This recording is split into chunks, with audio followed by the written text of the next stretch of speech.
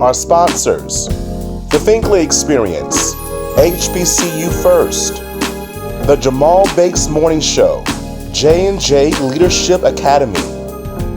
Thank you for your contributions towards The Michael Finkley Show. Hello everybody, it's Michael Finkley with The Michael Finkley Show. And I'm Nicole with Conversations with Nicole. You can join me Wednesdays at 9 a.m. on all of my streaming platforms. Well, Nikki, don't forget about The Michael Finkley Show, Mondays, 12 p.m. Eastern Standard Time on the CTR Media Network. Join us!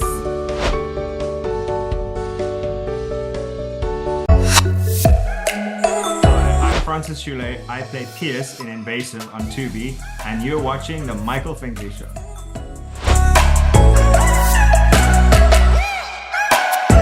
On the next Michael Finkley, entertainer and entrepreneur, the only Keldamuzik is here. She tells us more about the life of being a musician and an actress, and we get a sneak peek about what's to come in the future. Don't miss it, Think Fam. Monday. There's a new familiar face this time. Say hello to the new daytime. See it everywhere you go. Doing the greatest show. It's no other than the Michael Finkley Show. There is no other. He's like no other. I'm so glad that someone resonates with me. Come celebrate with me. Let's tune into Hello, everybody. Welcome back to the Michael Finkley Show. Now, y'all, my next guest, I tell you, we have been in literally conversation for a while, and she's on the show. I'm so excited. She is global sensation herself, entrepreneur, entertainer herself. I'm telling you, she has a lot. But we're going to talk about it all, Think Fam. I promise you. Keldamuzik. Hey, what up, my smooches, kisses, everything. Oh my gosh. Thank you for being with us. I appreciate you so much. Yes, thank you so much for having me. I know, yes, we've been, communicating for so long, and now we're finally here. It's like, it's a dream come true, to be honest. It's my biggest dream come true. Listen, it is. So thank you for being a part of our season 8, which is about dreams. We were going to get to that later. And I tell you, when I look at you and I look at your story and the things that you've been through and all the things that you accomplished, no one can say, I tell you, no one can say that I can't accomplish anything, because I feel that you're doing it all in your own right. Yes. Just that you're like, what it sounds good. Okay, let's go. Let's do it. Let's Exactly. do it. Right. And Let's I love that about you. I love that about you. And it's very contagious. But before I get ahead of myself, let's go back. Let's go back to the 5-year-old you, right? You're in modeling classes and these acting classes, right? Your mom taking you out of school to go to these different places, right? Yes. How was all of that growing up for you in California?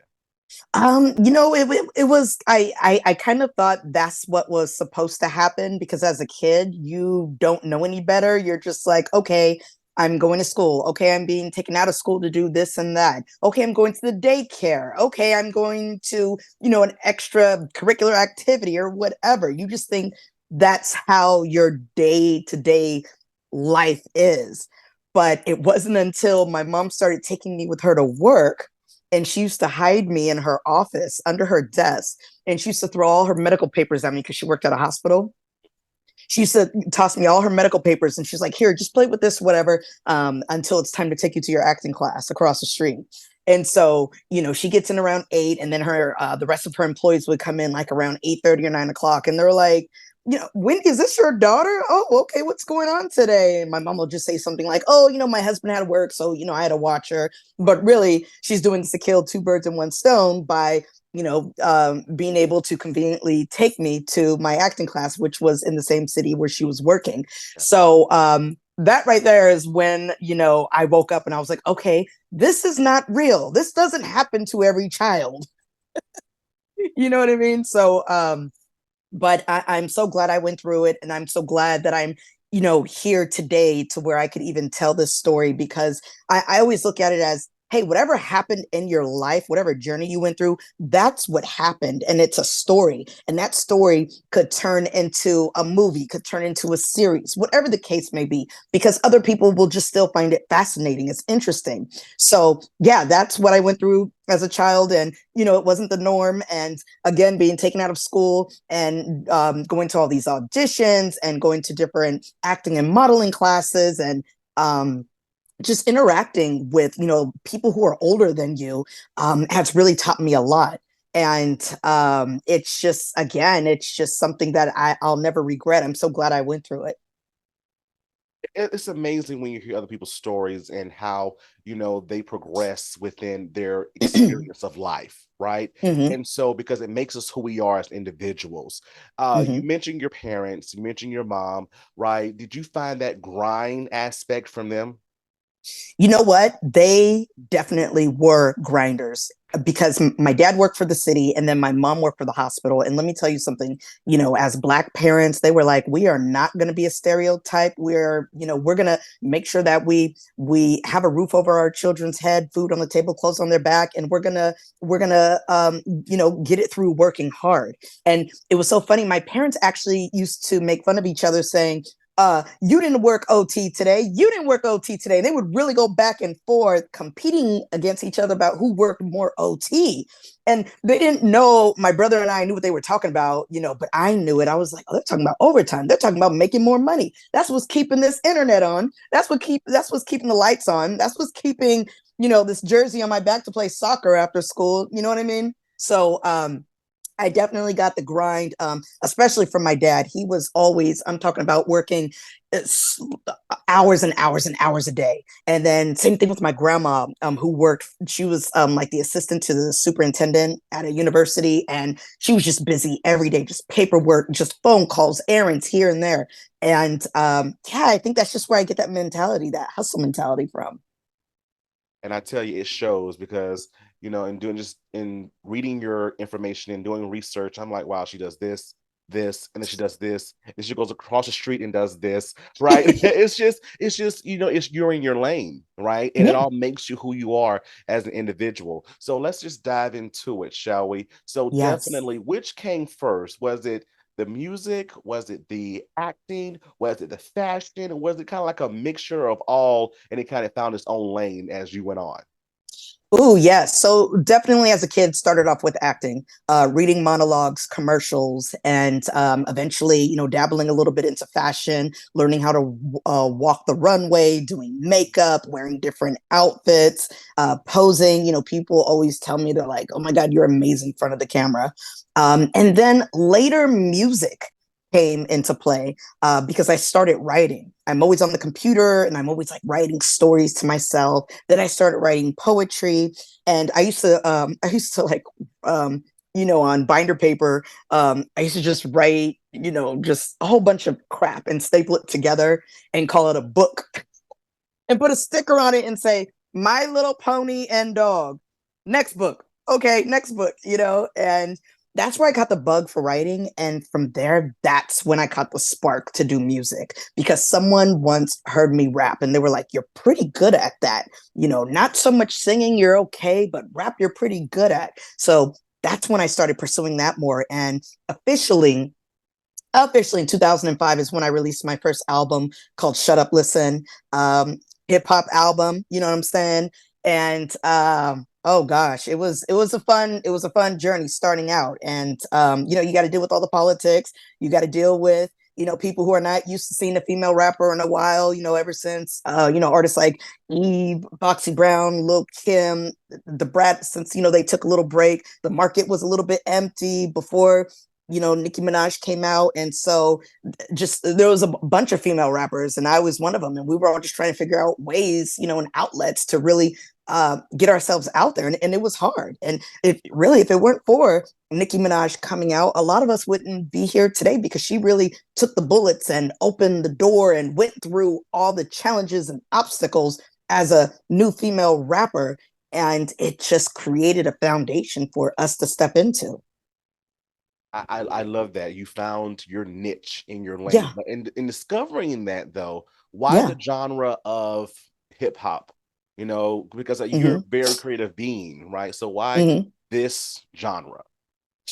I feel this is the best way I could express myself, and it's like an open platform where you can do and say whatever you want. There's no limit when it comes to hip hop. Whereas, with pop and R&B, you have to worry about image, you have to worry about, what's being said in your music, what lyrics you're using, and how the way you portray yourself.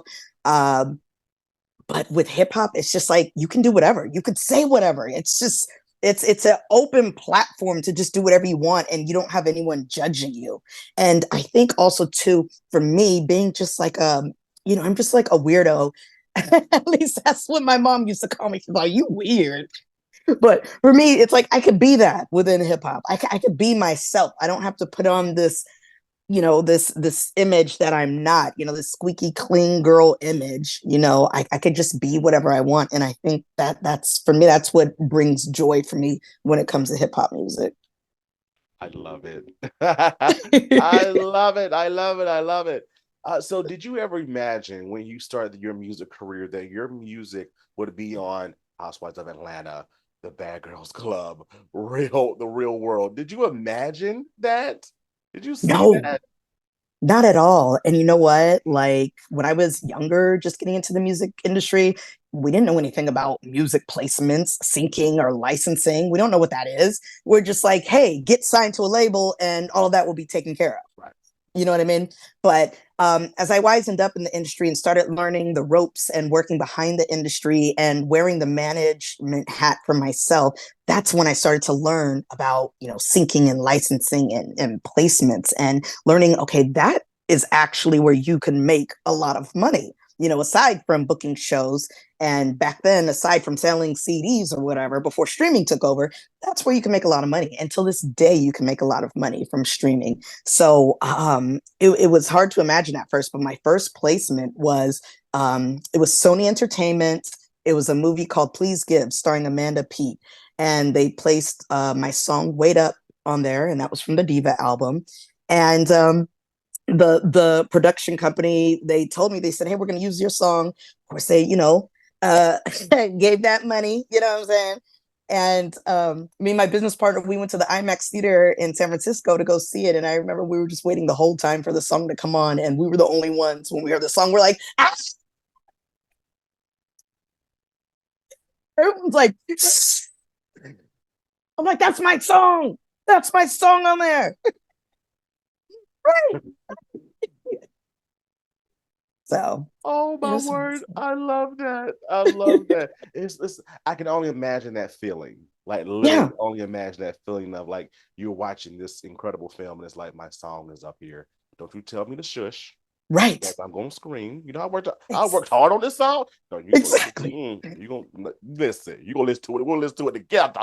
We're gonna listen to it together. We're gonna listen to Hush. it together. Oh, and then also you're sharing the stage, not just in the States, but globally with like Yes. Lloyd and Kid Ink. Like, oh my gosh. How Yeah. do you even get to that point, especially in starting your music career later? Yeah, definitely. I did everything as an independent artist, and that's why I always pat myself on the back because, I wasn't ever signed to a major label or have like the corporate man behind me pushing me and putting, millions of dollars behind me. I did this all by myself, me and just a couple of others with just phone calls and outreach and consistency and persistency, just all of that. And when I went on tour with Lloyd, I was just treated as a celebrity just like them, just like him, just like Kidding, just like I think Young Chris was on tour and a couple other guys. But it was just like during that time, again, when female hip hop was blossoming because of Nicki Minaj. And in Tokyo, they replied back to us and said, well, we are doing a tour in August, a summer music festival, and we could use a female artist, someone who's doing their thing in the States. And hey, I happen to be one of the lucky ones. And what can I say? Just made it happen. Made it Boom, happen. boom, boom, boom, boom. Right You there. know? And that's Right. how it goes. That's how it goes. But now, Yes. again, too, like you're still conquering music Yes. and you are still in the world of fashion. Let's talk about this up here. Let's talk about TAMS. Yes. Let's talk about it. Right. Where did that Let's. idea come from? Yeah, so it was during COVID, during the time where, hey, we are finding undiscovered talents that we could create to brand ourselves even more and to expand ourselves even more. And I never was in the fashion world at all, but I was sitting around with my team and I said, you know what? I want to come out with not only just merchandise that represents Keldamuzik, the artist, entertainer, but I want something that just the typical person would want to purchase just because they like what they see. And so I figured no one has branded a beret in pop culture, in the Black community, or in hip hop. So I came out with the beret. And check this out. Originally, I named the beret Tinks, but a company, a major company who has something, they have a clothing line and they have hats in their line, and it kind of, well, the name is kind of Tinks for them, but they, copy infringement stuff, and I had to change the name because there's no way I could compete with that company. That's $1 billion company. So so I changed the name to Tams. My mom again gave me this idea because she said that I guess back in the day, like in the 50s and 60s, when people used to wear the berets, the slang word was called Tams. So I took off the Z and replaced it, or took off the S, replaced it with the Z, and that's how I came up with Tams, baby. And not only do women rock it, but men rock it Yes. too. Yes. And when I made it, I at first I told myself, okay, this is going to be for women because I was just thinking of, just all the colors that women like. But I'm like, wait a minute, men like these colors too, and men want to rock these too. So why not? So yeah, I've been producing fashion shows, been having men and women, older, younger, it doesn't matter what size, ethnic background, or whatever. I'm giving the non-traditional, just regular person a chance to feel like a model on the runway when they wear this. I love it. So fall and winter are right around the corner. And Yes. so when I like something, I like to get in different colors. You have a variety of colors. And that means that I have to rock some this fall and winter. Please do, and send us a I picture definitely because we would love to post it. Yes. listen, you ain't said nothing but a word. You ain't said nothing but a word. But yeah, again, your catalog just continues because not only have you Mm. been in different films and independent films, but you've been a producer as well, right? That's right. I produced a couple of short films that made it to the Black Hollywood Film Festival and even starred in a few independent films. And I was featured in someone's independent feature film that actually it's what is it? It premiered at the Sundance Film Festival a few years. Then it got picked up on Hulu and Disney Plus. It's called First Date, and you guys could stream it. You'll see me in there, a couple of my scenes. And I'm like, hey, I'm on Disney Plus, Hulu. Let's get it. Let's get it. Oh my word. Now listen, the last thing I want to tap with you on is your podcast. Yes. Again, you're just taking over. Now, where did the idea of a podcast? And because you like, why not? Why not do a Why not? podcast? Okay, Where did it why come from? not? Oh my God. So I started doing reality TV years ago. And then I started a talk show called Diva Talk Tonight. And it was broadcasting on a major independent station here in the Bay Area. And then I said, you know what? Everyone's streaming nowadays. Let's put this online. And finally I got it to where Tubi picked it up. So the show is called Diva Talk Tonight. It's on Tubi. Okay. There's 12 episodes, and I just closed a few other deals that I can't mention yet, but the show is just growing bigger and bigger to the point where I'm going to start producing more content again for it. And it's just really exciting. It's entertainment, talk show, podcast, and it's just where we interview people of all backgrounds in the entertainment industry and talk about what they've been through, how they accomplish their goals. And yeah, you guys could watch the current episodes right now on Tubi. Oh my word. Oh, does it not stop with you? Oh my goodness. I get it. She is the epiphany of I can do anything if I set my mind to. Oh my word. Yes. So don't go away, Think Fam, because when we come back, our dearest friend now, she's going to play one of our newest segments here on the Michael Finkley Show called What If? And later on, she's going to tell us her next biggest dream. So don't go away. Back in a moment. On the next Michael Finkley, Billboard charting artist and philanthropist, Rufus Johnson is with us. He talks about his new single, So Good, his nonprofit organization, and future projects. See Rufus like you've never seen him before. Award-winning social media talk show by the CTR Media Network. All new Finkley, Monday.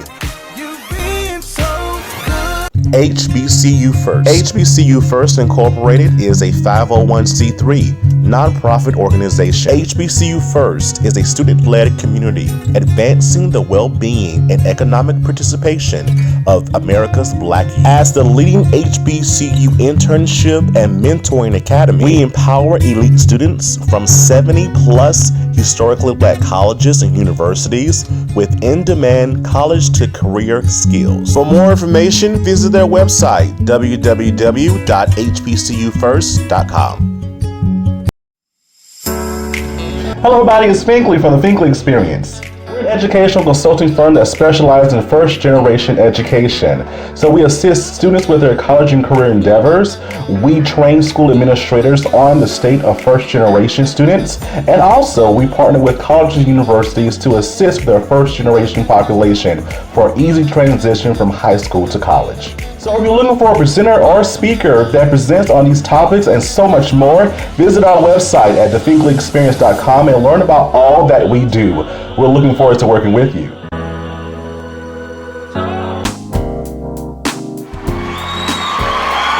Everybody, welcome back to the Michael Finkley Show. Still chatting with our newest, dearest friend, Keldamuzik. Hey. Oh my gosh. And she gets to play one of our newest segments on the Michael Finkley Show. What if?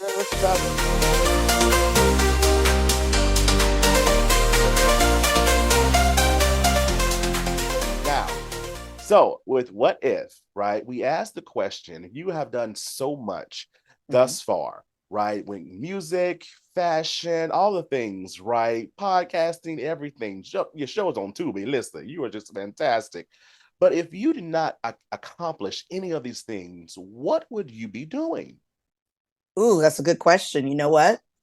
Something to do with animals. Maybe a zoologist. I don't know if I would want to be a veterinarian, but something to do with animals. Probably, yeah, just working at a zoo, owning my own sanctuary of marmots, which are rodents. They're like in the woodchuck family.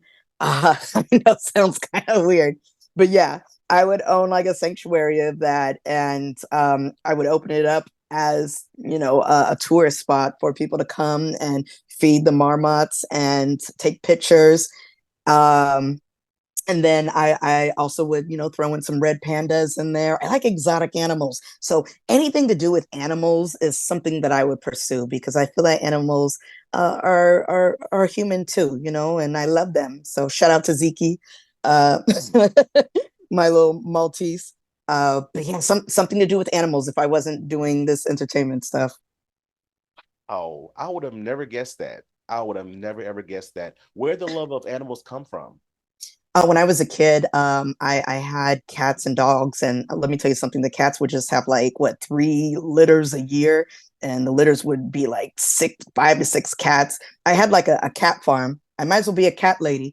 I sleep with my cats. I put my doll dresses on my cats. I remember my grandma would just sit there and laugh her ass off because I'm struggling trying to put this Cabbage Patch dress on my cat, and the cat's like. So, yeah, I love animals to death. I love them. Oh my word. Wow. Wow. And now you know, Think Fam. And now you know. Now you know. And now you know. But when we come back, we're going to ask the question of the season. What is your next biggest dream? Don't go away, Think Fam. Back in a moment. Hey Think Fam, join us Wednesdays for Wednesday Wishes, your inspirational moment, available on all social media platforms. Yo,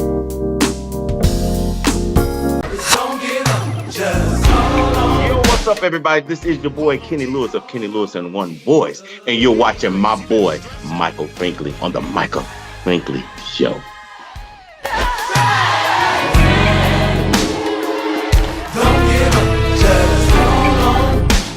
Call on Jesus. Looking for some of the best soul food right here in Mullen, South Carolina? I promise you, come on down to Garden Alley.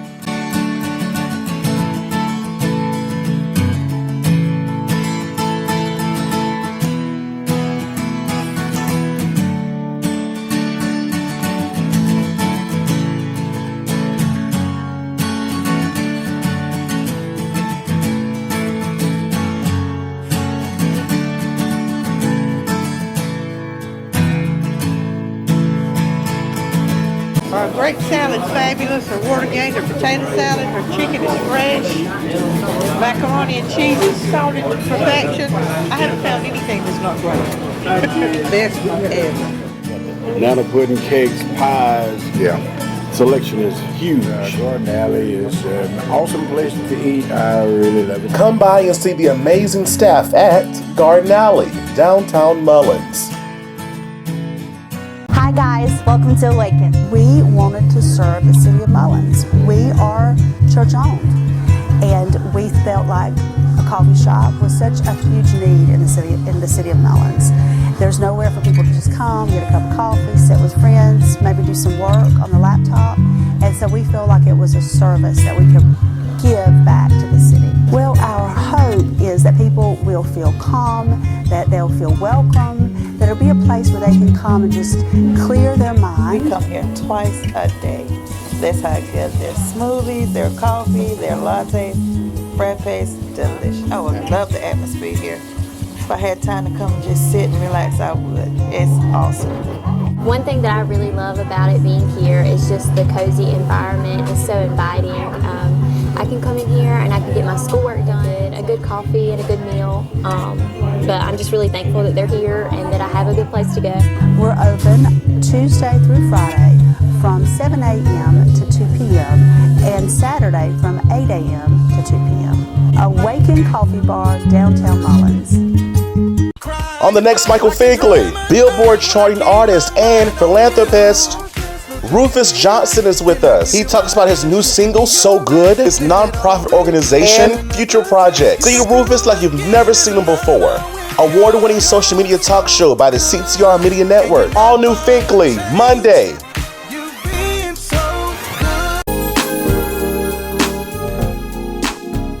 All right, here's the question of the season. What is your next biggest dream? My next biggest dream is to produce my own full-length feature film. And I already have something in the works. We're just in the planning stages of it. But my dream, I guess, ultimately is to become a movie star. I want to star in my own films, other people's films, and I want to play an action hero. I want to create my own action hero. And I just want to, it wouldn't be like Wonder Woman or even Catwoman or any of them. It would be my own superhero, like Super Diva. That's who I would be. Let's make it happen, because I feel that the beret is already a part of the outfit. Yeah, there you go. Yes. It's already part, it goes along with it. So let's just make it happen. Yeah, yeah. Let's make it happen. Let's make it happen, baby. I love it. With all that you've accomplished thus far, are you proud of yourself? Very, very proud of myself. And it's just so much that I've accomplished that I don't even remember what I accomplished until I type my name in Google and I'm like, oh, shoot, I was in a play. I started in a play. Oh, I hosted this event. Oh, I got introduced to, perform here. I performed at the Bay Area Pride at Great America.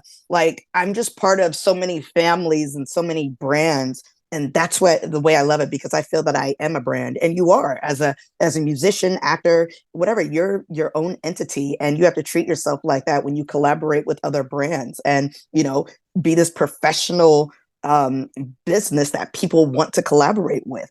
So yeah, that's how I feel about myself, just working here, there. Working here, there, everywhere, here, there, everywhere. Everywhere it I don't love stop. it. Make that a song. And I do background vocals. So I'm just saying. Oh, okay. Got that noted. Got that noted. Yeah. Yeah. Let's make that happen. Currently, what are you working on now? Yes. So right now, I just finished up I'm working on the feature film right now. I'm also working on a new single that I'm gonna be releasing shortly. We're gonna make sure that goes through all the major media outlets, BT Jams, and so forth. And then I'm working on a couple more fashion shows for the Berets and a couple more films that are coming up that I'll be filming in 2025. I know for sure I'm supposed to be going to South Africa next year in spring, and this will be a conference that I'll be touring with, where we're going to explain to the youth how music is therapeutic for the mind, body, and soul, and not just going to the club and listening to it and getting drunk and high or whatever, but more of how music changes your mood, how it changes, how the way it just changes your mindset. So that right there, I really, really look forward to. I love going overseas, and Joburg is a place I always want to go to, and to go there and to talk to kids about how music is therapeutic is really another dream for me and a milestone for my career. So yeah, let's make it happen. Right? Let's make it happen. I love it. What I love about life is that, when we go forth in life, right, we pass away, we always have that little dash, right? Yeah. And that dash are the things that we accomplished in life and what people can say about us, right? That made us our being. So we're just fulfilling the dash. That's right. The dash. That's right. That. I love this. How can we follow you on social media? Yes, I always tell everyone, visit my website. It's where you can find everything about me. That's keldamuzik.com, KELDAMUZIK.com. You'll find my socials. You'll find the updates on my latest music, videos, podcasts, TV show, other shows that I'm a part of, other projects, whatever you want to know about me. That's my world. That's my portal, keldamuzik.com. All right, you heard it here, Fink Fam. Keldamuzik. Thank you for being with us. Thank you. You have to come back though. You know it, of course. Shoot, I'm coming back. You heard it here, Fink Fam. Fink Fam, thank you so much for watching, and remember to always, always pursue your dreams. Have a good one.